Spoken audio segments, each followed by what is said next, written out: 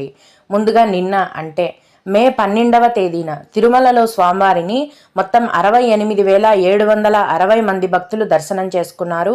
అందులో స్వామివారికి మొత్తం 27,544 మంది భక్తులు తలనీలాలను సమర్పించారండి. నిన్నటి రోజున తిరుమలలో శ్రీవారి హుండీ యొక్క ఆదాయం అనేది 3,90,00,00,000 రూపాయలు.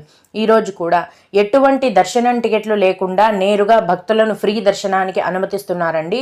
ఈ విధంగా టికెట్స్ లేకుండా నేరుగా వెళ్లే ఫ్రీ దర్శనానికి ప్రస్తుతం దాదాపుగా 6 నుంచి 8 గంటల సమయం అనేది పడుతోంది. అలాగే తిరుపతిలో ఇచ్చే ఉచిత సర్వదర్శనం టికెట్లను తీసుకొని దర్శనానికి వెళ్లిన భక్తులకైతే దర్శనానికి 4 గంటల సమయం పడుతోంది. 300 రూపాయల దర్శనం వారికి మరియు 500 రూపాయల దర్శనం టికెట్లు కలిగి ఉన్న భక్తులకు దర్శనానికి 3 గంటల సమయం అనేది పడుతోంది.